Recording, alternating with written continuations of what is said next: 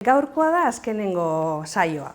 Azkenengo hitzaldi ziklo bat eduki dugu, emakume bizkorreta eraginkorrak Bizkaian, 1996, lau hitzaldi izen dire, hau da azkena, Mari Jose Villa dekogu hemen. Mari Jose da erakusketa honen, liburu honen eta proiektu honen antolatzaileetako edo burutako bat. Mari Jose, Mikel Urkijo, Joseba Agirre-Azkuenagak antolatu ben erakusketa, baina proiektu guztia UPV-ko lantalde batek egindakoa da, Biography and Parliament izenekoa. Como os decía, esta es la última charla que vamos a tener del ciclo de conferencias relacionadas con la exposición 10 mujeres de vanguardia en Vizcaya, entre 1900 y 1936, y hoy tenemos entre nosotros a Mari Jose Villa, que es un poco lo que os está diciendo, es un poco el alma de este proyecto, tanto la exposición, ella es comisario, junto con Mikel Urkijo y Joseba Agirre-Azkuenaga, y también es parte del equipo de trabajo de la UPV Biography and Parliament. Mari Jose hoy nos va a hablar, como veis, de feminismo y pacifismo, Benita Sass Manterola y la búsqueda de la paz en Europa, entre 1914 y 1936. Un poco resumiendo, pero resumiendo muchísimo lo que es el currículum de Mari Jose. Ella es licenciada en Historia por la Universidad de Deusto, tiene un máster en Historia Contemporánea por la UPV, es doctora en Historia Contemporánea por la UPV y trabaja como profesora en la UNED. Sus líneas de investigación versa sobre el movimiento feminista en España y un poco va a ser eso hoy lo que nos vas a hablar, ¿verdad? Nos va a hablar de Benita Sass Manterola, nahi duzunean. Eso, arratsaldeon eta mila esker etortzeagatik. Como ha comentado Leire, la conferencia de hoy o la charla de hoy va a versar sobre el movimiento feminista, el pacifismo y sobre todo de esta mujer, Benita Sass Manterola, que es una gran desconocida, es guipuzcoana, guipuzcoana de nacimiento, luego falleció en Bilbao, vivió en Bilbao durante un tiempo, y es una de las mujeres que ayudó a nacer y a crecer el movimiento feminista en España entre 1908 y 1936. Entonces, dentro de sus intereses o de los intereses de Benita Sass, uno de ellos fue el pacifismo y muchos de sus artículos versaron sobre el pacifismo y sobre ello voy a hablar a lo largo de estos minutitos. Para empezar, en el imaginario colectivo, los movimientos sociales y en concreto tanto el feminismo como el pacifismo se suele vincular con la aparición de las protestas sociales en los años 60 y 70 más o menos, en ese contexto de revueltas contraculturales que se produjeron tanto en Estados Unidos como en Europa, sobre todo en Francia y en Gran Bretaña, ¿no? De hecho, muy poco se ha hablado de la irrupción de estos dos movimientos sociales que parten a principios del siglo XIX y que tienen un recorrido hasta nuestros días, ¿no?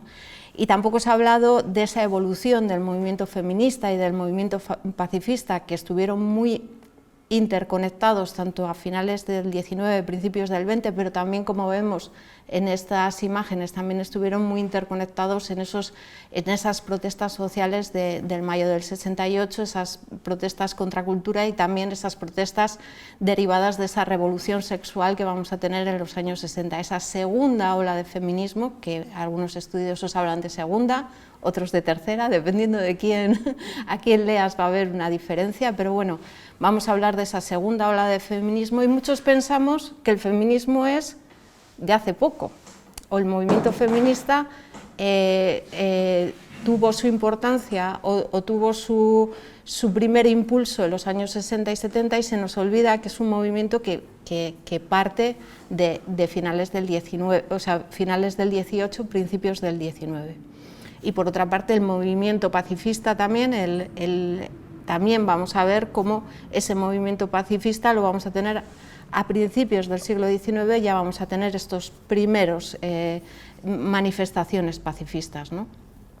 Por ello, para centrar un poco el tema del feminismo y el pacifismo, así como la intervención de la mujer en la política antibélica internacional, vamos a hacer un pequeño recorrido que nos va a llevar desde la génesis de estos movimientos, su evolución, sobre todo entre las fechas que ha comentado Leire, 1800-1939, ya que estos dos movimientos estuvieron, como he dicho, íntimamente ligados.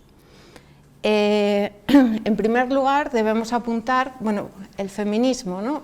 Siempre ha habido mucha discrepancia entre qué es feminismo, qué representaciones culturales pertenecían al movimiento feminista, cuáles no. Yo, por mis estudios, suelo decir que el movimiento feminista tiene su nacimiento o realmente aparece el feminismo, sobre todo en Europa, bueno, y también en Estados Unidos, va a surgir a finales del siglo XVIII y va a estar muy unido a la Revolución Francesa. Es decir, en el momento en que se crea ese nuevo Estado liberal, ese nuevo Estado, esa forma de gobernarse las naciones diferente a esa monarquía absoluta que existía, desde el mismo momento en el que el Estado liberal nace con la premisa de apartar a las mujeres de la ciudadanía. Es decir, desde que el Estado liberal nace, se crea un discurso en el que las mujeres van a ser apartadas de esa ciudadanía, dotándolas en muchos casos con características que ellos entienden como naturales que no hacen posible que puedan ejercer en espacios públicos. Entonces, desde finales del XVIII, desde esa Revolución Francesa, lo que vamos a ver es que se excluye a las mujeres de ese concepto de ciudadanía y también se las relega a la función de reproductoras y de cuidadoras de ese sostenimiento del nuevo Estado. La función de la mujer ya no es coayudar al hombre, no es ayudar al hombre a gobernar ese Estado, sino a ayudar al hombre a mantener ese Estado a través de la reproducción biológica y también ideológica para mantener ese nuevo Estado.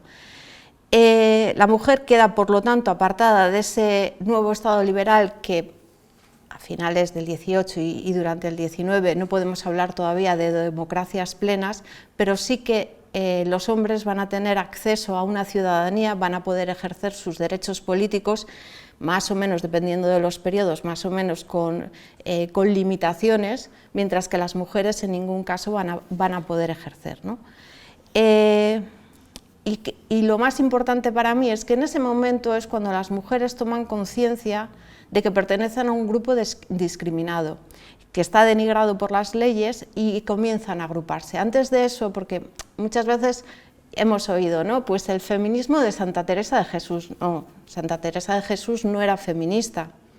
Es decir, era una mujer que tenía una capacidad intelectual importante, tuvo un recorrido importante, tuvo un discurso también, un discurso católico muy conciliador y que muchas veces se podría asemejar, pero ella no tomó conciencia en ningún momento de que pertenecía a esa mitad de la población que estaba oprimida. Entonces, el movimiento feminista es en el momento cuando las mujeres toman conciencia de que están oprimidas y empiezan a organizarse y empiezan a crear grupos para reivindicar sus derechos.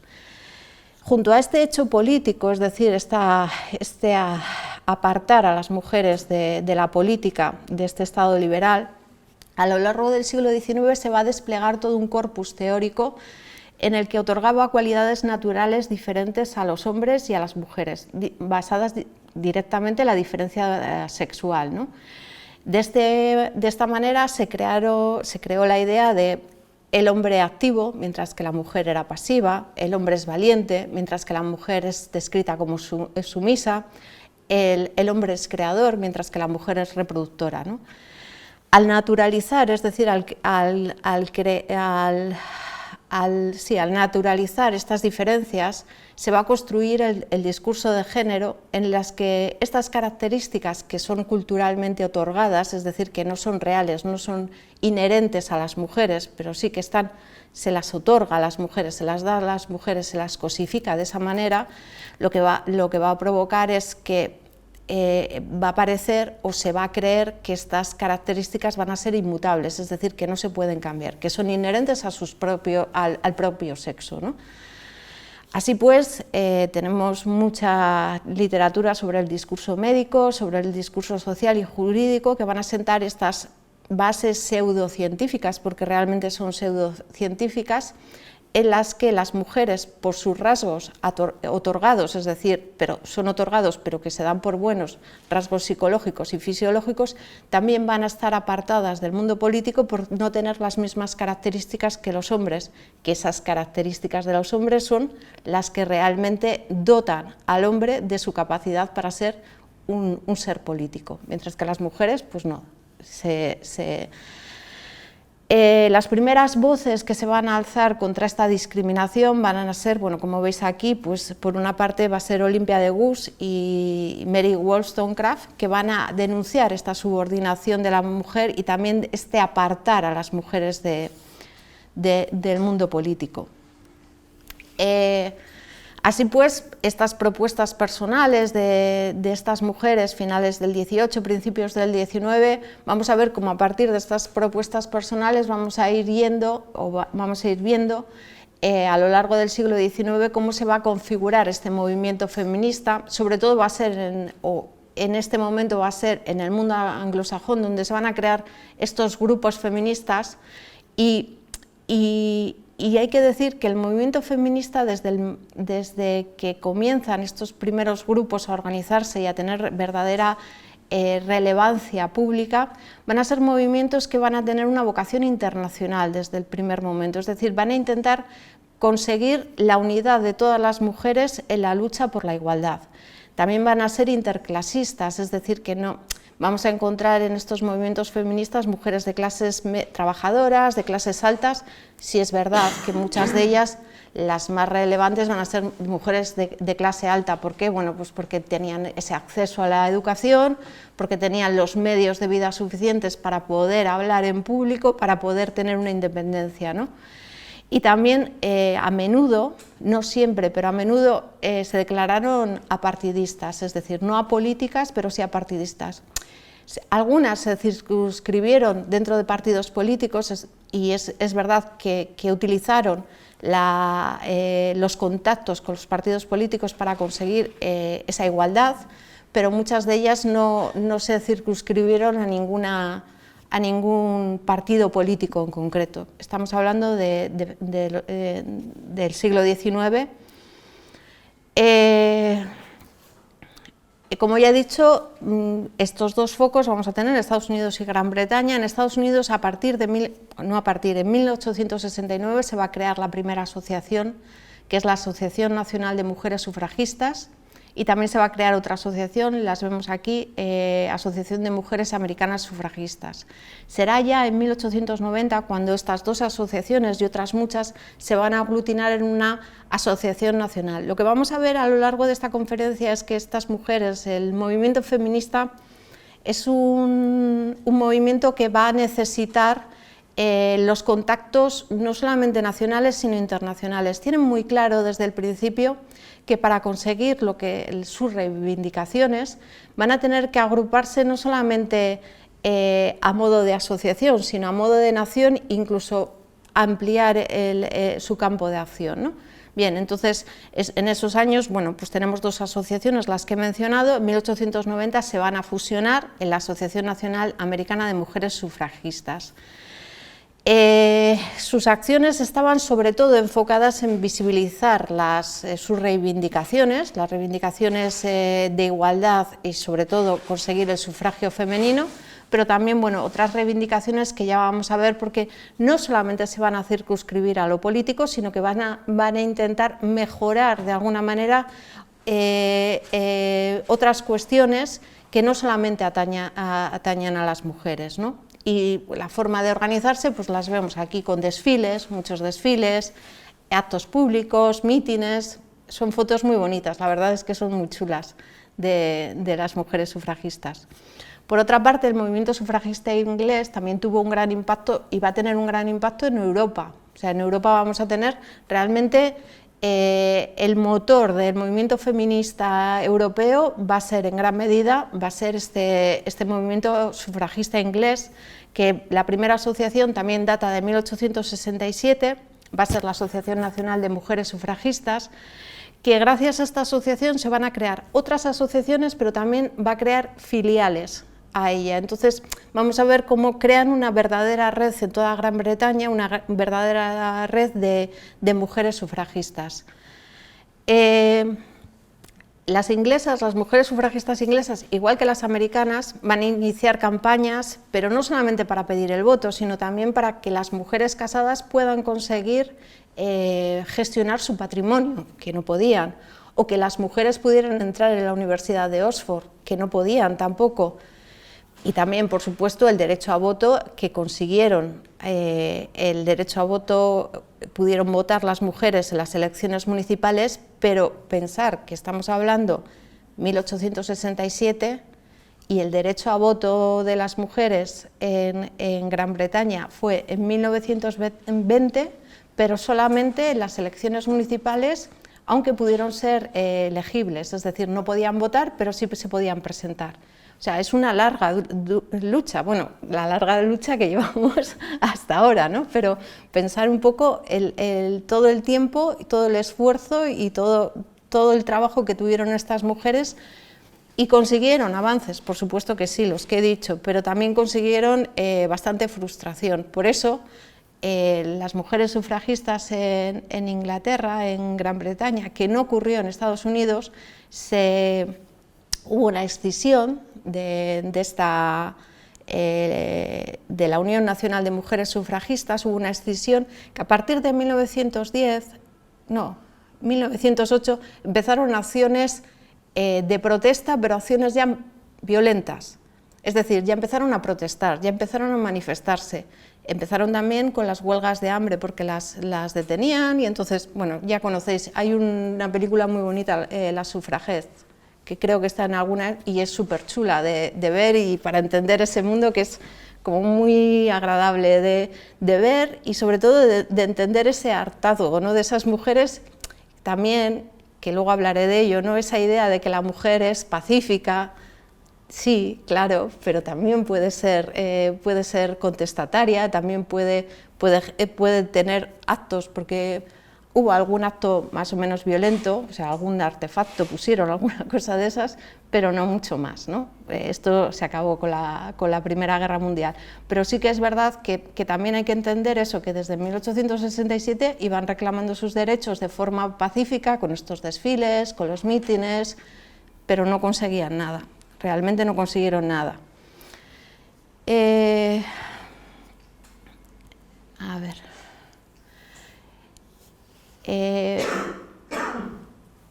para continuar con el feminismo y para acabar con él, se puede definir como un movimiento social de carácter humanista. Y por tanto su campo de acción, como ya he dicho, no solamente se va a circunscribir a la reivindicación de los derechos políticos de las mujeres, sino que también van a reclamar una igualdad universal, y dentro de esta igualdad universal van a tener un discurso también y van a tener acciones, por ejemplo, se van a adscribir a los movimientos abolicionistas, por ejemplo, van a censurar la esclavitud en Estados Unidos. También se van a reclamar medidas sociales por parte de estos grupos feministas para mejorar las condiciones de los más desfavorecidos, ¿no? Así como el acceso a la educación universal, va a ser una de las reivindicaciones más importantes, ¿no?, la educación universal para hombres y mujeres, ¿no? Por ello, a finales del siglo XIX estuvo este movimiento feminista, es fácil entender que se ligó al movimiento pacifista por este carácter humanista, ¿no? Es decir,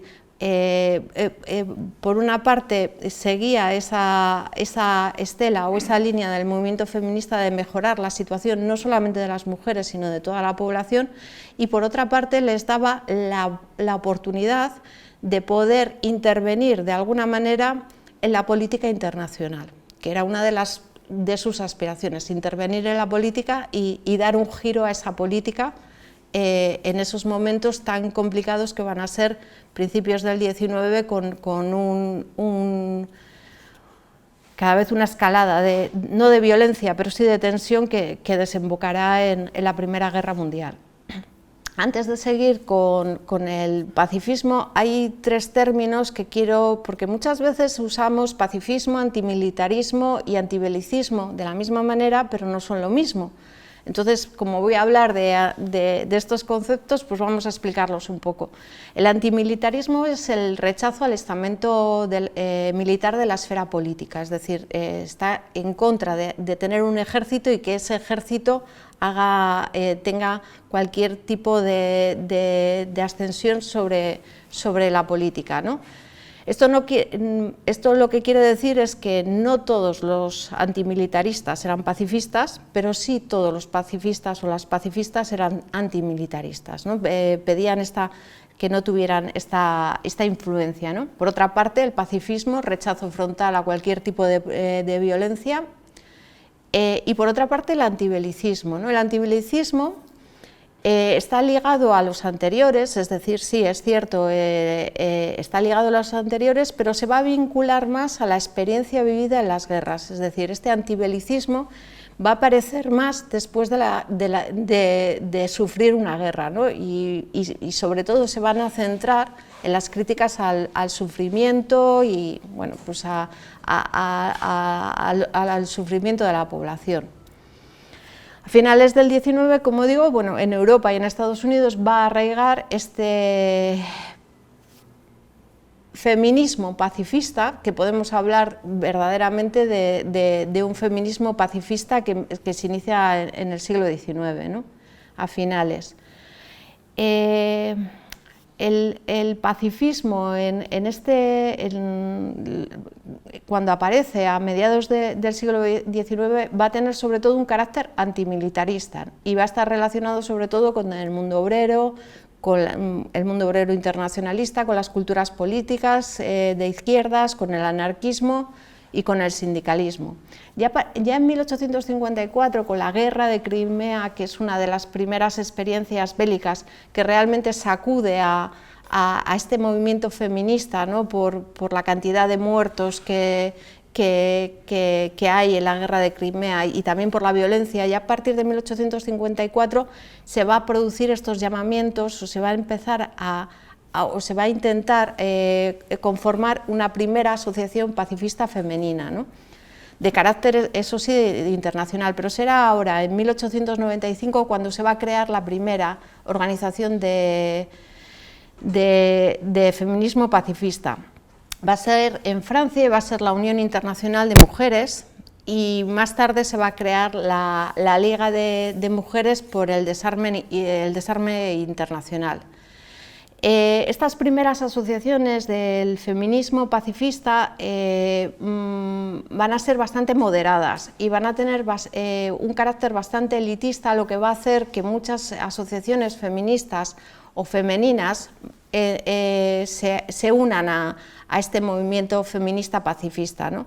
Esta liga va a tener dos conferencias internacionales, o va a celebrar dos conferencias internacionales, una en 1899 y otra en 1907, ¿no?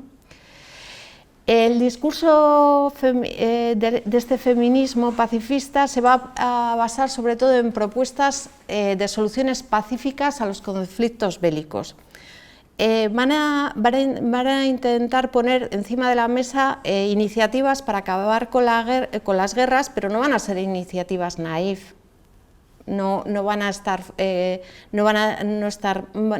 vacías de contenido, es decir, van a proponer que se implante un arbitraje internacional, una cuestión muy importante que luego ya después de la Primera Guerra Mundial, pero sobre todo en la Segunda, es lo que tenemos en cierta manera para conseguir que las naciones no entren en conflicto, ¿no? Un respeto por las fronteras, una desmilitarización de las sociedades.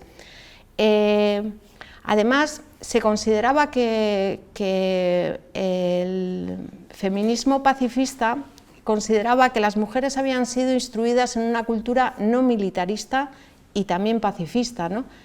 Y que esa formación en esa cultura pacifista era indispensable para resolver los conflictos. Y aquí aprovechan y dicen, claro, pero si las mujeres que nos habéis construido esas identidades de que somos pacientes, que no somos violentas, pues somos las indicadas para entrar en las organizaciones internacionales y mediar en los conflictos bélicos, ¿no?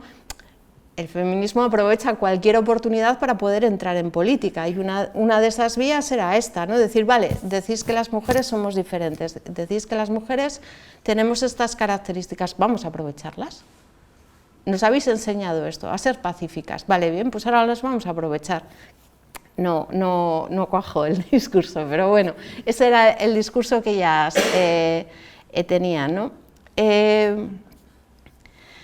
Si pasamos a España, estas asociaciones feministas de carácter pacifista, os he puesto aquí una litografía de 1868 porque tiene mucho que ver, o sea, en España el movimiento feminista como tal es principios del siglo XX, cuando aparecen las primeras, finales del XIX, principios del XX, cuando aparecen las primeras asociaciones femeninas, feministas, es decir, que eran asociaciones integradas por mujeres, pero que tenían reivindicaciones, porque son dos cosas diferentes. Unas asociaciones de mujeres no tienen por qué ser feministas, o sea, pueden ser que tengan intereses comunes, pero en este caso, a finales del XIX sí que va a aparecer asociaciones feministas de carácter pacifista, además en España, y van a estar promovidas por el mundo masónico.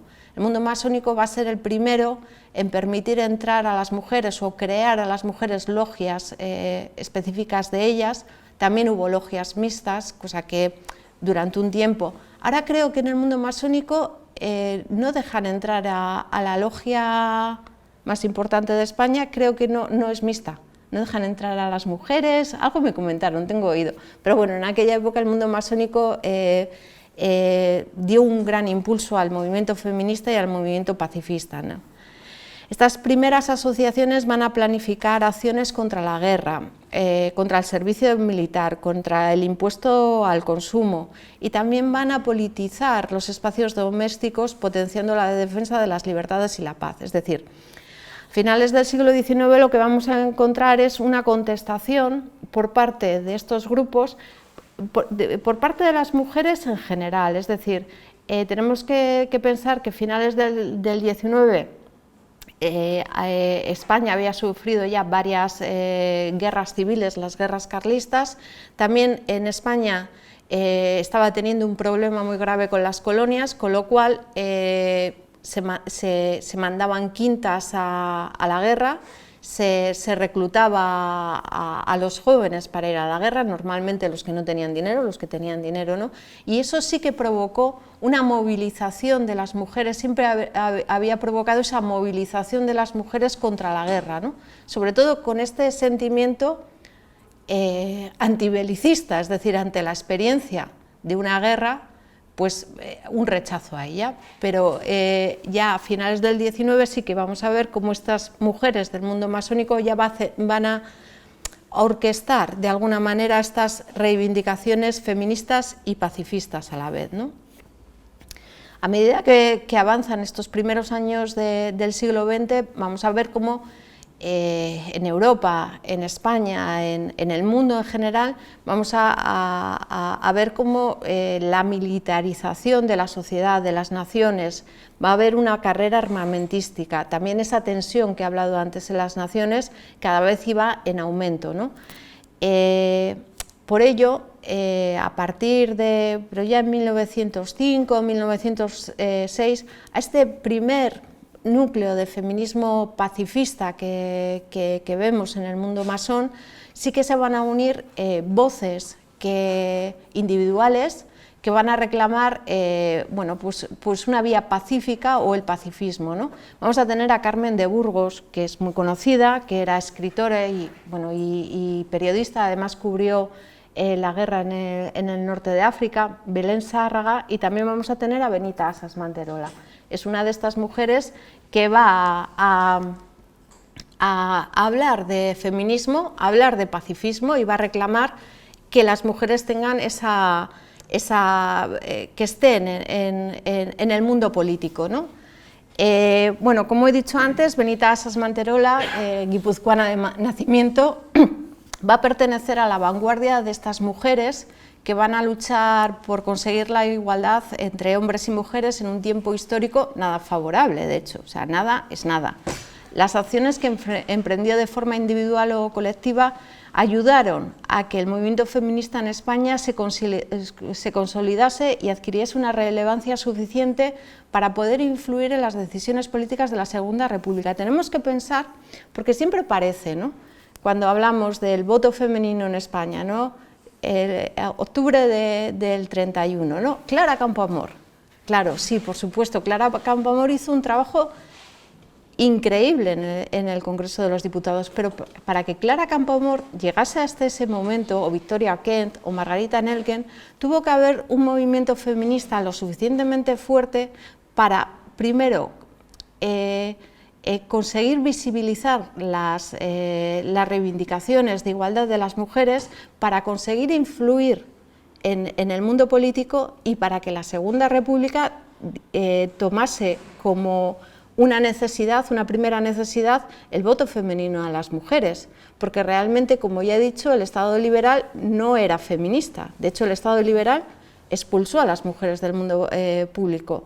La República no era un sistema de gobierno feminista. La República en su ADN no tenía el feminismo, es decir, tenía que haber una influencia, tenía que haber una presión por parte de las mujeres del mundo feminista para que todos esos hechos se fueran produciendo, ¿no? Y Benita Asas es una de las detonantes. Bueno, es que es mi tesis, pero me parece súper interesante, y igual me extiendo, pero uno de los rasgos más característicos de Benita Asas va a ser el tesón con el que trabajó para conseguir la igualdad entre hombres y mujeres.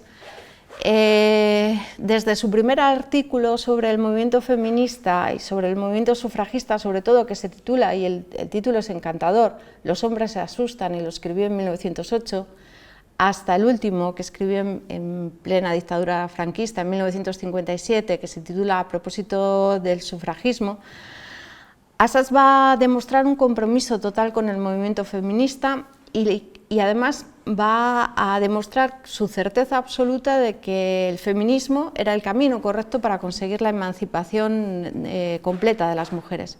Junto a este compromiso de igualdad y en sintonía con ese humanismo feminista del que he hablado antes, Asas va a adquirir también un compromiso en la defensa de la paz, ¿no?, que va a quedar plasmado en sus escritos a lo largo de los años que pudo escribir, porque claro, en el 39 la depuran y sí, pues desde 1904 empezó a escribir los primeros artículos, pues hasta el 39, ¿no? Como es natural, y por lo que he dicho antes de este movimiento feminista, tanto americano como inglés, el feminismo de Benita Asas estuvo muy inspirado en estos movimientos, ¿no?, y por lo tanto era muy conocedora, o era conocedora de ese feminismo pacifista, ¿no? A pesar de que Asas en sus artículos va a dudar de esa inmutabilidad de los rasgos naturales que moldeaban la definición de ser hombre o mujer, es decir, esas construcciones culturales que hacían que las mujeres fueran sumisas y los hombres no, no dudó en usar estos discursos a favor de ese discurso por la paz, ¿no? Intentando legitimar la intervención directa de las mujeres en la construcción de la paz, lo que he dicho antes, es decir, vale, nos relegáis, ¿no? Bueno, pues ahora cambio yo, este discurso es necesario para acabar con esta locura que se está ocurriendo en este momento, ¿no? Además, Asas, que era maestra, que no tengo aquí la foto, pero es una foto muy bonita con los niños. Además, Asas, sí, esa, pues era maestra de párvulos, como no, abogaba o decía que la educación era el pilar fundamental, ¿no?, para propiciar esa cultura de la paz, ¿no? Veis aquí, en 1913 Asas va a iniciar su andadura ya en esta como propagandista del feminismo y va a crear un un periódico, El Pensamiento Femenino, va a ser uno de los primeros en España de carácter netamente feminista. Hay publicaciones de mujeres, sobre mujeres, pero netamente feminista va a ser El Pensamiento Femenino, que además lo crea, y es curioso porque le llaman para intervenir en un acto en el Ateneo de Madrid. Había una lectura de una tesina, lo que antes llamábamos tesina, bueno, de un trabajo que era sobre el feminismo, ¿no? Entonces fue allí, rebatió al conferenciante y allí mismo se declaró feminista y sufragista. Y contaba, porque tenemos pocos datos de ella, pero algunos están escritos, ¿no? Contaba que a la salida del Ateneo se dio cuenta que sus amigas no estaban, la habían dejado sola, porque no querían que pensasen que ellas también eran feministas y sufragistas, y se fue a casa sola porque, bueno, pues esa andadura empezó Benita Asas en 1913 con este periódico, El Pensamiento Femenino, que fue de 1913 a 1916, porque ella era maestra pero no tenía mucho dinero, no era de una familia rica, y en 1916 se le acabó el dinero y ya no pudo seguir publicando, ¿no? Pero bueno, este periódico va a ser un auténtico revulsivo del movimiento feminista en España, y ya desde sus inicios en el pensamiento femenino va a haber escritos de Asa en favor de la paz, ¿no? Aquí os he puesto un primer extracto, ¿no? En su primer artículo de esta temática sobre la paz, que se titula La mujer y la guerra, Asas va a rechazar todo conflicto bélico y asume que solamente la participación de la mujer en la política internacional puede acabar con las guerras, y dice, bueno, leo otro texto, un día llegará en que la palabra guerra no tenga otra significación que un recuerdo histórico. Ese día será aquel en que en todos los parlamentos del mundo se siente una mujer, ¿no? Es decir, sigue con su discurso, pero pide la paz, ¿no? Unos meses más tarde de escribir este artículo, el 28 de julio de 1914, va a estallar la Primera Guerra Mundial, y este acontecimiento bélico va a trastocar las agendas del movimiento feminista y de ese pacifismo, de ese feminismo pacifista que hemos visto. ¿Por qué? Bueno, porque la mayoría de los grupos feministas y sufragistas de los países que tomaron parte en la contienda van a optar por apoyar la movilización patriótica, es decir, van a optar por abandonar ese discurso pacifista y a apoyar a la nación y a su patria, ¿no?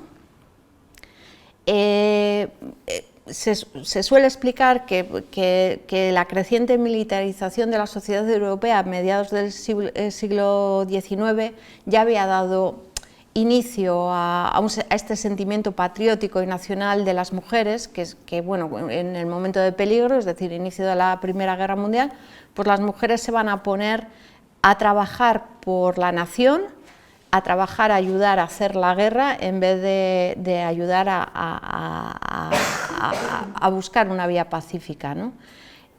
A pesar de ello, muchas mujeres van a defender que la mejor garantía para la paz mundial no es ese camino, ¿no? No es ese camino patriótico de ayudar a la nación a hacer la guerra, sino que el militarismo y la situación de guerra no favorecía la causa feminista.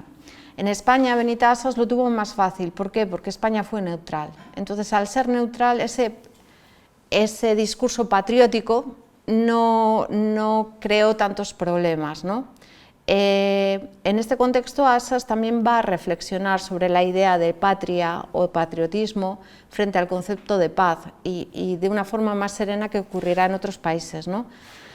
Asas va a defender que si en el mundo hubiese una visión global de una civilización fraternal, y aquí, bueno, pues ya estamos en lo ideal, ¿no? Los nacionalismos y por lo tanto ese sentimiento patriótico no podría existir. Siguiendo con esta línea argumental, Asas escribió, ¿no? La nación más grande debe ser considerada aquella que alcance mayores conquistas en el terreno de la paz universal, aquella que utilice su inteligencia para lograr expansiones sin atentar con la libertad y bienestar de los demás, aquella que pueda ostentar con legítimo orgullo mejoras y más perfectos conocimientos para progresar sin destruir. En estos artículos que va a escribir Asas, en defensa de la paz y también del patriotismo español. No debemos olvidar que estamos en un contexto histórico muy concreto, es decir, estamos en España y Asas tenía un discurso español, o sea, era guipuzcoana, ideológicamente era socialista, pero no era nacionalista, ¿no? Entonces, bueno, pues va a hacer esa defensa de la paz, pero también de ese patriotismo español, ¿no?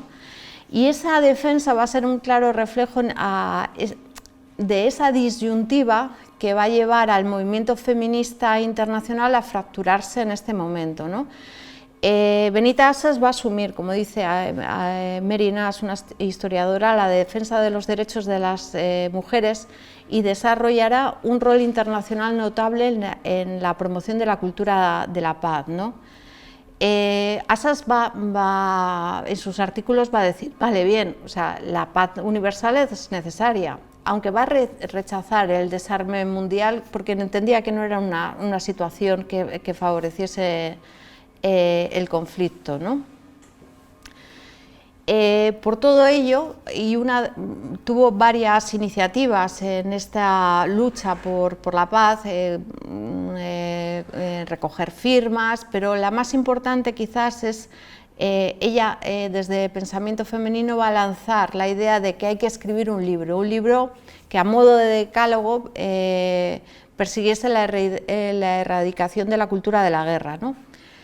Este libro, que pretendía que fuera presentado en la Conferencia de Mujeres para la Paz, que se iba a celebrar unos meses más tarde en La Haya, y el propósito de Benita Asas con este libro fue que fuera un texto pedagógico, que fuera aceptado por todas las naciones y que se convirtiese así la cultura de la paz en una asignatura obligatoria durante la infancia, ¿no? Finalmente Asas, convencida de que ese era el camino, escribió el libro La pedagogía de la paz en 1915, lo publicó, no hay ningún ejemplar, no se encuentra ningún ejemplar, aunque en el Pensamiento Femenino fue publicando trozos del libro y entonces, bueno, tenemos como una idea de lo que trataba, ¿no? Unos meses más tarde del inicio de la Primera Guerra Mundial, este movimiento feminista pacifista internacional va a organizar el Congreso Internacional de Mujeres en La Haya, y en este congreso lo que vamos a ver es esa ruptura del movimiento feminista, sobre todo, y ese desligue del movimiento feminista del movimiento pacifista en este contexto de guerra, ¿no? Al Congreso Internacional de Mujeres de La Haya asistieron más de 1000 representantes de 150 países, es decir, consiguieron movilizar, que es increíble, en un contexto de guerra, porque esas mujeres tuvieron que atravesar países que estaban en guerra realmente, consiguieron movilizar y unir a estas mujeres, ¿no?, en defensa de la paz, y tuvo una gran acogida, como ya he dicho, en La Haya. A lo largo del Congreso se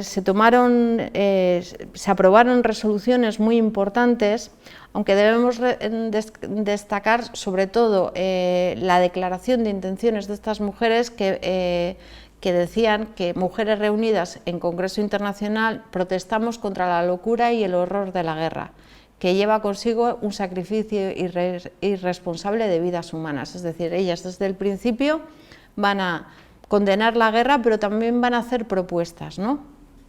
De esta manera, desde esta organización del primer Congreso Internacional de Mujeres de La Haya, lo que vamos a ver es que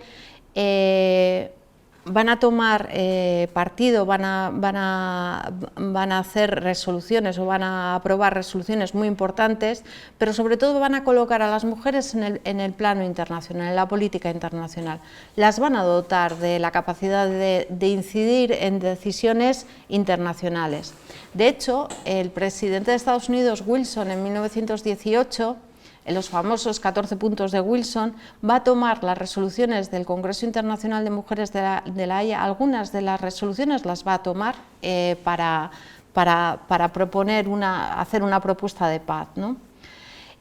Asimismo, la organización del Congreso va a propiciar, por una parte, la creación del Comité Internacional para la Paz Permanente, que en 1919 va a cambiar de nombre y se va a llamar la Liga Internacional por la Paz y la Libertad, institución que todavía sigue viva, es decir, que sigue funcionando. Se creó en 1919 y todavía sigue aglutinando a mujeres feministas y pacifistas en todo el mundo, ¿no? Cuando finaliza la Primera Guerra Mundial, hay algunos autores que hablan de que la participación de la mujer en la guerra, es decir, de esas mujeres que abandonaron ese discurso pacifista para asumir ese encargo patriótico de ayudar a la nación en los momentos difíciles, bueno, pues algunos autores hablan de que les proporcionó los argumentos necesarios para que no se les fuera negado esa condición de ciudadanas. Bueno, de aquella manera, es decir, Alemania sí otorgó en 1918 el derecho a voto, como ya he dicho, Inglaterra en 1920, pero no completo.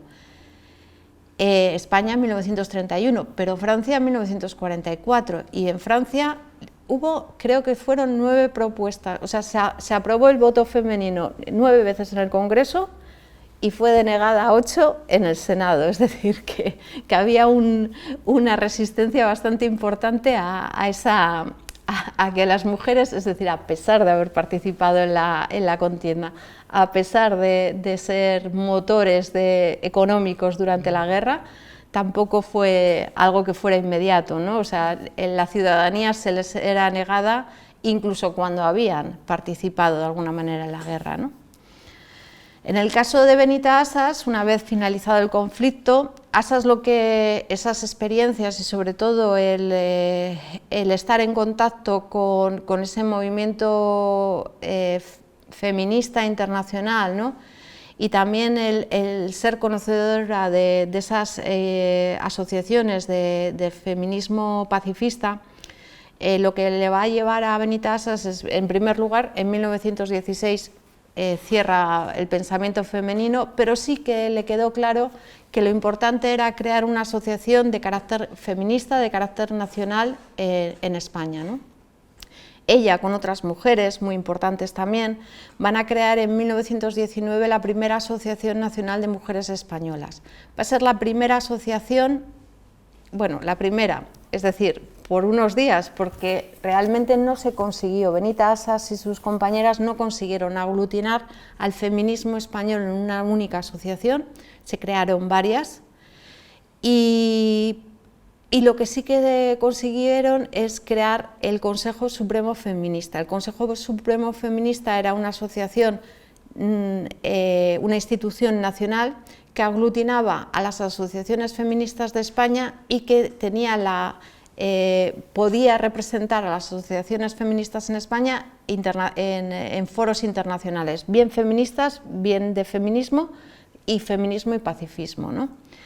La Asociación Nacional de Mujeres Españolas se declaró no estar sujeta a ninguna ideología política ni tutelada por la Iglesia Católica. Tenemos que recordar que en 1919 el discurso feminista estaba calando en España ya en unas élites, no vamos a hablar de general, ¿no? Pero sí en unas élites, y la Iglesia Católica veía que la necesidad de incluir a las mujeres, o por lo menos crear para las mujeres católicas una asociación que no tuviera ese discurso feminista tan rupturista, pero que sí que les permitiese tener cierta entrada dentro del mundo público, no político, pero del mundo público, ¿no?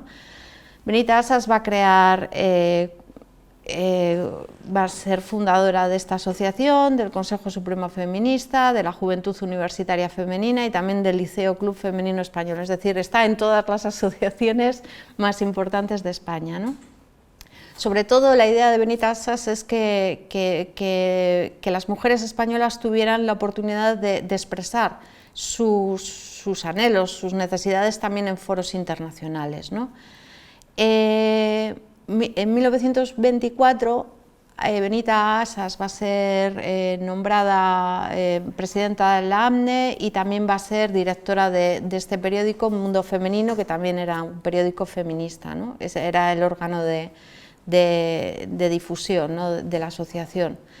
Pero el interés de Benita Asas no va a desaparecer después de la Segunda Guerra Mundial por el movimiento pacifista. Benita Asas va a seguir escribiendo sobre el pacifismo, no va a desaparecer, y va a escribir varios artículos en la década de los años 20, que a veces se habla de los felices años 20, pero no fueron tan felices, es decir, cada vez se veía más que había una tensión entre los países y que de un momento a otro iba, y luego estaba ya Mussolini. De hecho, este artículo por la paz en el mundo empieza hablando de Mussolini, ¿no? Tenemos ya esos nacionalismos, ese fascismo en Italia, el movimiento nazi que ya empieza a despuntar, y entonces a partir ya de 1931 vamos a ver un problema, ¿no? Entonces, en 1927 ella sigue escribiendo estos artículos por la paz, ¿no? Y dice: las mujeres no debemos descansar ni un momento hasta conseguir las armas políticas indispensables para desterrar de las sociedades o atenuarlas, cuando menos, esas luchas fratricidas que son una afrenta para la criatura más racional de la creación. Vemos cómo sigue haciendo llamamientos por la paz, y también en estos artículos y en otros, lo que sigue su discurso siempre va a estar muy ligado a la importancia de integrar a las mujeres en el mundo político para mediar en los momentos de conflicto, ¿no?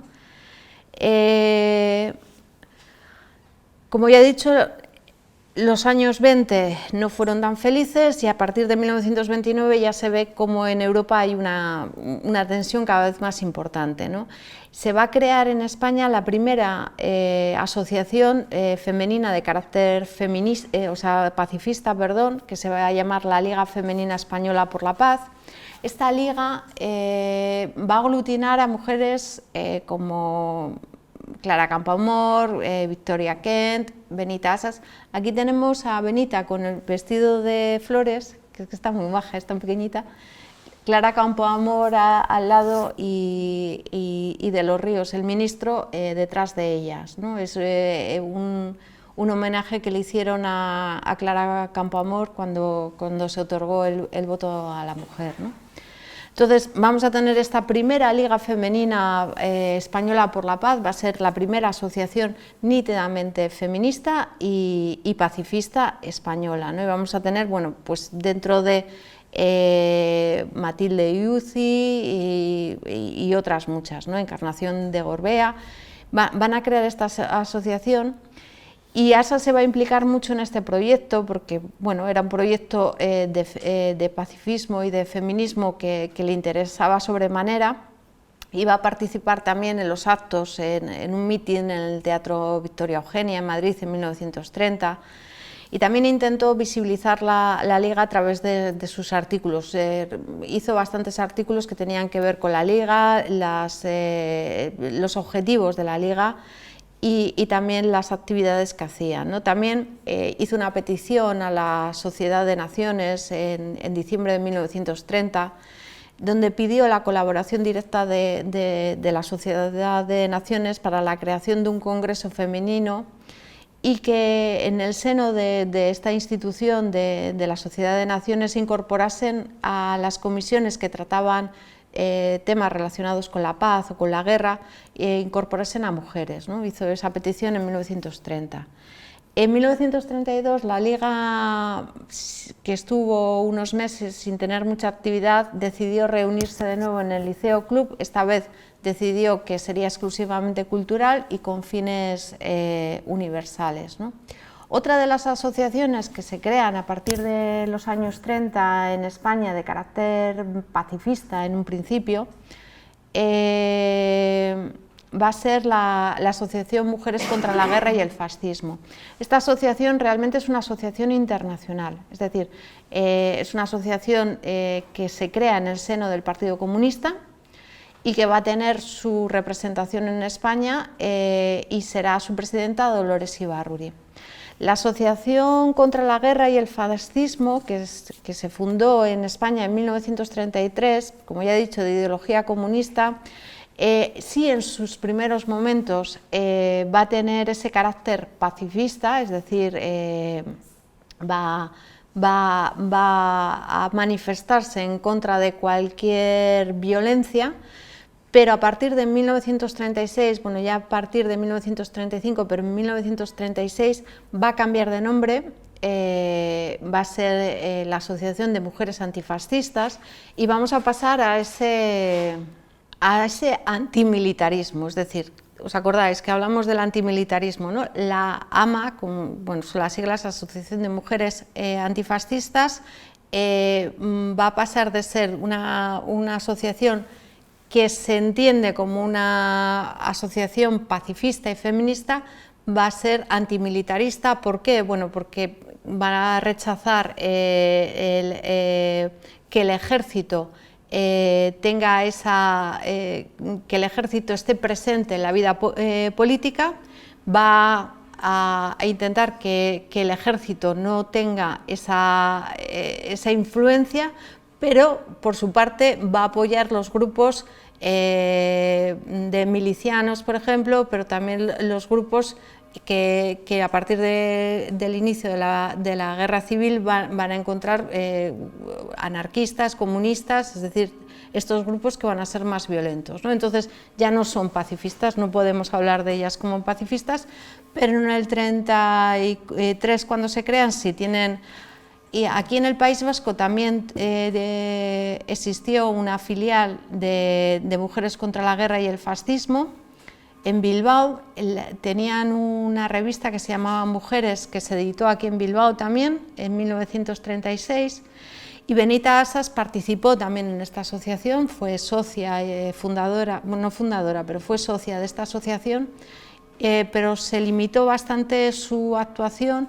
Sí que estuvo presente porque en 1936, antes del inicio de la guerra civil, estuvo en una manifestación organizada por Mujeres contra la Guerra y el Fascismo, y estuvo en una manifestación pidiendo la excarcelación de Dolores Ibarruri, que había sido encarcelada unos meses antes, ¿no? Bueno, este es todo el recorrido de Benita Asas y también todo el recorrido de ese movimiento feminista pacifista en España, ¿no? Benita Asas, como ya he dicho, en 1933 va a abandonar la Asociación Nacional de Mujeres Españolas, va a intentar entrar en el mundo político, es decir, se va a afiliar a la izquierda radical republicana socialista, pero no va a conseguir entrar en las culturas políticas, es decir, así como en el movimiento asociativo feminista nacional, bueno, y no he dicho, pero bueno, que también tenía contactos con Sudamérica, escribía en revistas sudamericanas y tal, esa actividad dentro de la política no se dio entre otras cuestiones porque Benita Asas sale de la Asociación Nacional de Mujeres Españolas por una discrepancia, porque ella decía, vale, bien, ya tenemos el voto político, entonces ahora nos tenemos que integrar en los partidos políticos. Una parte de la asociación, Julia Pleguero sobre todo, abogaba por crear un partido exclusivamente feminista, ¿no? Hubo una discusión ahí y al final Benita Asas sale de la asociación, se integra en el partido político, no consigue realmente en el 33, ya la derecha republicana llega al poder prácticamente después de que ella salga, el partido es ilegalizado y Benita Asas no va a conseguir entrar en estas culturas políticas o entrar en el mundo político, ¿no? Durante la guerra Asas va a permanecer en Madrid. Una vez que cae Madrid en el 39 va a sufrir un proceso de depuración en el que se le acusará de pertenecer al movimiento feminista, de ideas de izquierdas, de militancia en partidos de izquierdas. Finalmente su castigo no fue tan severo como en otros casos, fue desterrada, la mandaron fuera, desterrada, pero desterrada dentro de la provincia de Madrid, pero ya era muy mayor. ya en el 42 Benita Assas tenía 65 años, había empezado muy joven y bueno, ya tenía 65 años, así que se jubiló y se vino a Bilbao con su familia, ¿no? Assas va a sufrir ese exilio interior que sufrieron muchos intelectuales, muchos pensadores que decidieron no marcharse fuera de España, pero que se quedaron aquí y quedaron totalmente silenciados, ¿no?, por la dictadura.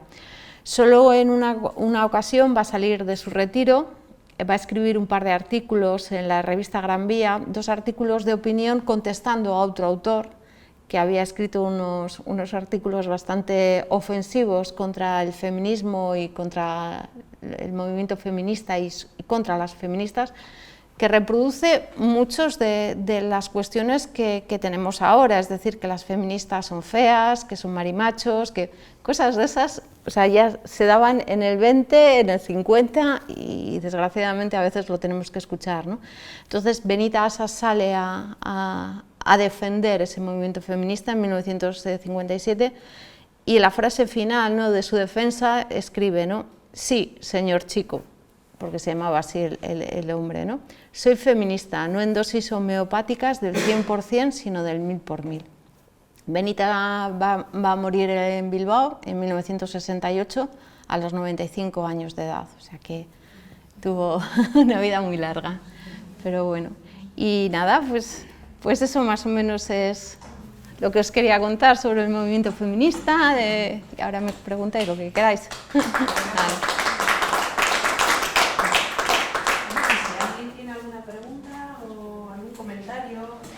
Sí.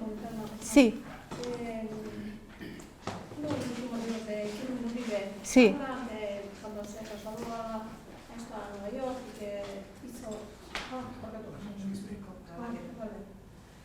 cuando se trasladó a Nueva York con su familia, una cosa así. Y entonces uno de los objetos de su investigación fue precisamente una mujer, no recuerdo el nombre, pero creo que era de origen, no sé si era húngaro o checoslovaca, pero que finalmente había terminado en Estados Unidos y que era, bueno, pues una cabeza, una líder del movimiento feminista y que en todas estas actuaciones antibeligerantes que has dicho, sí, pues que actuó con bastante renombre, dijéramos. Sí. Ahora no te puedo decir, pero sí lo voy a mirar. Si viera el nombre escrito, sí, esto que lees el libro, los nombres no los... Ahora mismo no te puedo decir. Sino sí. Los lees y reflejas la imagen aquella, pero nada más. Bueno, y entonces que incluso fletaron un barco para venir a Europa y para intervenir en la Primera Guerra Mundial y todo esto. Supongo que todo esto está relacionado con aquello, con lo que está pasando en Estados Unidos, que por lo visto consiguieron incluso involucrar a Henry Ford, que entonces era un gran potentado de tal, ¿no? Entonces supongo que todo esto que has estado contando estará relacionado con lo que pasaba allí, porque también querían venir a Europa, porque claro, la guerra estaba en Europa mayormente, ¿no? Sí, la guerra, no sé exactamente el conflicto. Con cuál de estos acontecimientos se unirá, pero es en esa época. Sí, pues no he leído el libro de crimen, no, bueno, pero, tiene un nombre curioso. Pero sí que es verdad que, como ya he dicho, es que a mí me parecía interesante hablar de feminismo y pacifismo porque siempre, lo que he dicho al principio, no tenemos esa idea de que todo es como muy nuevo, ¿no? Y no tiene nada que ver, y además que representan movimientos que igual no son movimientos de masas, es decir, no vamos a hablar que el movimiento obrero va a ser igual que el movimiento feminista en cuanto a número, pero sí en importancia. Y sí en su peso, ¿no? El movimiento feminista va a ser muy importante y en Estados Unidos va a ser sumamente importante. Lo que ocurre en Estados Unidos es que y en Estados Unidos además muchos de los estados para 1890 ya tenían las mujeres el derecho a voto, porque ya sabéis que en los Estados Unidos cada estado tiene su propia legislación, luego tienen una legislación federal, pero había mucho... y entonces... El movimiento feminista tenía una gran importancia y una gran ascendencia, ¿no? Y también es cierto que yo creo que en Estados Unidos también porque tenían esa cultura que en Europa no había, ¿no? Esa cultura de los colonos, de las mujeres colonas, es decir, de esa cultura del esfuerzo que también, y que bueno, las mujeres podían entrar más fácil en ese mundo de hombres que también les estaba vetado, ¿no? Y por otra parte, hubo mujeres que tuvieron un gran peso en el mundo político y que ayudaron mucho al movimiento feminista, ¿no? E involucraron a hombres muy importantes para fomentar este tipo de acciones, ¿no? Y sí, y es que vinieron en 1915 1.500 mujeres, o sea, pero es que encima en zona de guerra, bueno, no en zona de guerra, la ya no, pero todo alrededor era... Sí, la verdad que fueron unas verdaderas heroínas, ¿no? Y sobre todo para hablar y discutir sobre la paz, ¿no? Que yo creo que es un tema súper importante. Y también en España hubo mujeres, no estuvieron en la conferencia, pero sí que hubo mujeres como Benita Asas que la siguieron muy de cerca, ¿no? No pudieron ir o no fueron a conferencias anteriores que se habían hecho, sí que habían ido mujeres españolas. A la de 1915 no hay constancia de ello, pero luego en la del 19 sí que hubo mujeres ya de España, ¿no? Pero sí, es muy interesante. El movimiento feminista en Estados Unidos y además es que nos da unas imágenes preciosas también. A mí es que me gustan mucho las fotos, pero disfrutas mucho viéndolas y sí. ¿Alguna cosita más? Yo quería agradecerte, María José, el trabajo que habéis hecho desde la UNI, desde la Universidad del País Vasco, y sí quería preguntarte una cosa, y es si este proyecto de Mujeres de Vanguardia es algo que ya está cerrado o es un proyecto que está abierto y seguís adelante. A mí me gustaría seguir porque este proyecto, ha sido para mí muy importante en la medida que fue una ilusión para mí, ¿no? Y está encuadrado en un proyecto más grande con el Ayuntamiento de Bilbao, que es la Bilbaopedia. No sé si la habéis visto en internet, pero yo creo que casi todos, ¿no? Pues buscas algo y te sale la Bilbaopedia, ¿no? Esa página web, todos los contenidos lo hicimos nosotros con otros historiadores, porque este libro también se ve gente que viene de magisterio, gente que viene de medicina, es decir, que me gusta que sea muy interdisciplinar, ¿no? Los proyectos. Y en la fase final de la Bilbaopedia pues hicimos esta exposición, los libros y tal, pero pues no tenemos financiación y ese es el problema. A mí me gustaría, claro, porque hay muchísimas mujeres y hablo igual das una charla, una conferencia, pero también cuando estás con amigos, ¿no? o los padres de tus amigos, pues tal, o sea, hay mujeres tan importantes, tan interesantes, porque todas las que están aquí, estoy viendo ahora a Tiziana Iturri, ¿no? Pues la primera mujer ginecóloga en Vizcaya, ¿no? Una mujer de Portugalete, que se fue a Sevilla, estudió en Madrid y luego volvió aquí, y fue un referente en la ginecología y sobre todo en los cuidados de las mujeres embarazadas, pero también con temas de niños, ¿no? Y además es que a Tiziana la denunciaron sus compañeros diciendo que estaba ejerciendo una mujer como ginecóloga y no tenía la titulación, y sí la tenía. Y yo me acuerdo que le di el libro a una amiga y su madre, que tiene 90 años, leyó el libro y me dijo, ¡ay, qué ilusión me ha hecho Tiziana Iturri de Portugalete! Digo, ¿la conoces? Me dice, sí, una ginecóloga. Esas cosas son bonitas, ¿no? O sea... Al final, ¿cuántos nombres hay ahí que han salido? Bueno, al final, si desde el músico si se consigue financiación, se puede hacer más, nosotros estamos dispuestos sí, a mí me gustaría hacer algo, sí, como porque además quedó bonita y quedó fácil, ¿no? Pero sí que me gustaría hacer algo en internet, porque yo creo que ahora mismo cada vez nos cuesta más ir a conferencias, cada vez nos cuesta más ir a exposiciones, y creo que se están haciendo cosas muy bonitas que no tenemos acceso, ¿no? Igual porque están en Bilbao o por lo que sea, ¿no? Entonces, hacer algo en internet pero de momento... Bueno, pues aprovecho que dices lo de internet para deciros que Yo también quisiera agradecerte sí. la charla, muy interesante, y conocer a esta mujer ha sido Sí. de veras una gran mujer de vanguardia, ¿no? Sí, sí, sí. Una No de las obstante, bueno, no sé si es morbo o curiosidad excesiva quizá, pero hemos conocido este ámbito político, social suyo. ¿Qué hay del ámbito familiar, íntimo? ¿Se sabe algo? Pues es que, ¿sabes lo que ocurre? Sí que Benita Asas Manterola ha sido una mujer constante en los estudios sobre el feminismo desde los años 80, pero se la mencionaba. ¿Por qué? Porque no había documentación, no se sabía nada de ella. Yo tuve la suerte, bueno, al final la suerte, que cogí la guía de teléfonos ya desesperada y contacté con la familia de Benita Asas, ¿no? Conseguí contactar con ellos. La documentación se había perdido, pero había unas fotocopias. Bueno, lo que ocurre es que las nietas, o sea, las sobrinas, perdón, ya eran muy mayores.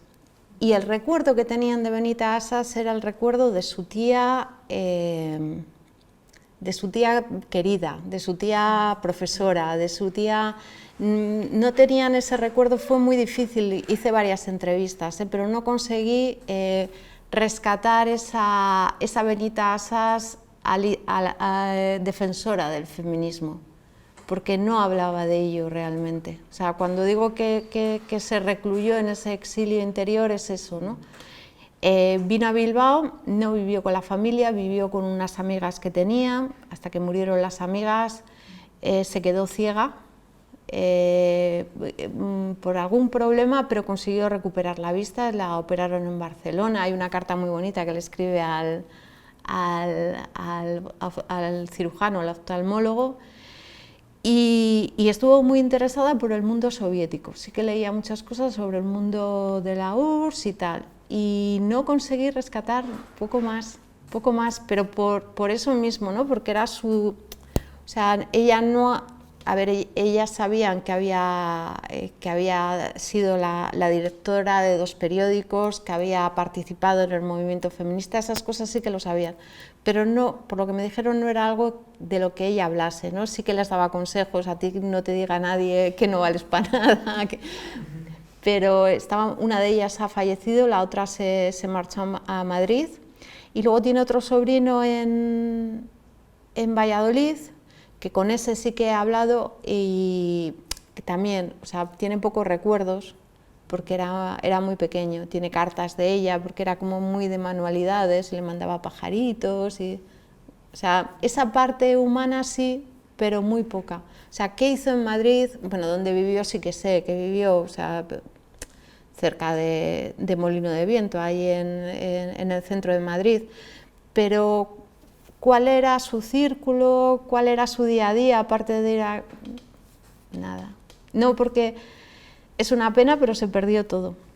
Se perdió las cartas, que tenía cartas, perdió todo en una inundación, y gracias que una investigadora en los años 80 consiguió una beca de Emakunde, fotocopió, porque en aquella época era fotocopiar, además...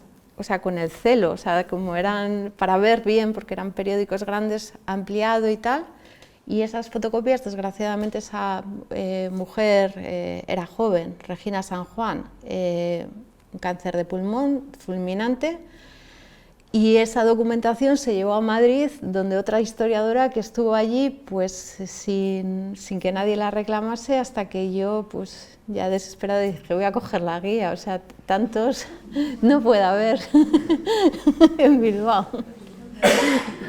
Sí. Pues gracias a gente que insiste como tú, sí, que buscáis, porque si no, no tendríamos toda esta información. Yo sí recordaros antes, como has dicho lo de internet, cosas internet, recordaros que las 2 charlas anteriores y la de Marijose van a estar en internet, colgadas en el canal Vizcaya de YouTube. Todavía no, pero cuando estén ya las haremos. Vale, es que ricasco. Muchas gracias.